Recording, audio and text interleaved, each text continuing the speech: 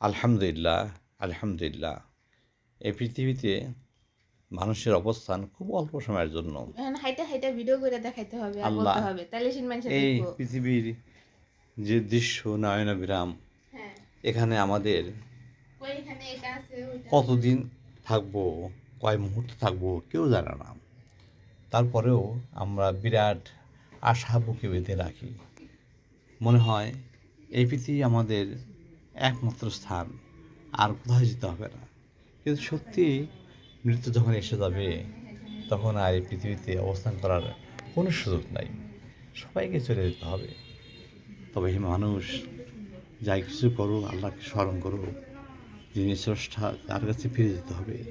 সেই মহান রাব্বুল আলামিন যে দায়িত্ব দিয়ে আমাদেরকে পাঠাইছে এই সুন্দর নীলাভূমি, এই পৃথিবীতে, কী অপূর্ব দৃশ্যের পৃথিবীতে আমাদের পাঠাইছেন, অথচ আমরা এই পৃথিবীতে হাঙ্গামা, যুদ্ধ দাহমা বাজাই চলছি।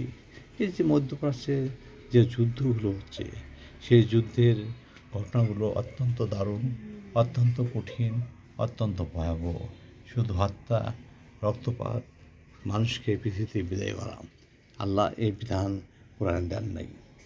কারণ এই কোরআনের আলোকেই আমাদের জীবন অতিবাহিত করতে হবে। আমাদেরকে সঠিক পথে চলতে হবে, আমাদের ন্যায় পথে চলতে হবে, আমাদের সালাত কায়েম করতে হবে, প্রত্যেকটি মুহূর্তে আল্লাহকে স্মরণ করতে হবে। আল্লাহকে স্মরণ ছাড়া এই পৃথিবী অবস্থান করে কোনো লাভ নেই। কারণ একটু পরেই আমাদের চলে যেতে হবে। সেই চলে যাওয়ার সময়টি 1 সেকেন্ড আগে হবে না, পরে হবে না। এবং এই গাইবী খবর কেউ জানে না, কেউই এই গাইবী খবর রাখে না, এক আল্লাহ ছাড়া। আল্লাহ জানেন আমরা কখন বিদায় হয়ে যাব।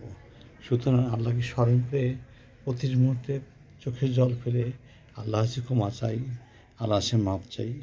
আল্লাহ আমাদেরকে হেফাজত করো, এই বিশ্ববাসীকে হেফাজত করো, মুসলিম জাহানকে হেফাজত করো, এই পৃথিবীকে কল্যাণের অবস্থান, মানুষের জন্য কল্যাণের জন্য আমরা সুন্দর একটা পরিবেশ রেখে দিতে পারি, এই কামনা করছি। আল্লাহ তুমি রহমান রাহিম, গফুর রাহিম। আমরা চলে যাওয়ার পর হাসরের ময়দানে আমাদেরকে বিচার করো না, বিনা হিসেবে আল্লাহ আমাদেরকে নসিব করো, বিনা হিসেবে জান্নাত নসিব করো। এটা আমরা বিশ্বাস করি। আল্লাহ তুমি আমাদের ক্ষমা করে দিও, আমাদের মাফ করে দিও, আমাদের গুণাগুলো তুমি গণনা করো না, বরং এগুলা মুছে দিও, মুছে দিয়ে সেখানে সব দিয়ে পরিপূর্ণ করে দিও। আমরা মানুষ, আমরা ভুল করবো আর তুমি ক্ষমা করবে, এটাই তো নিয়ম।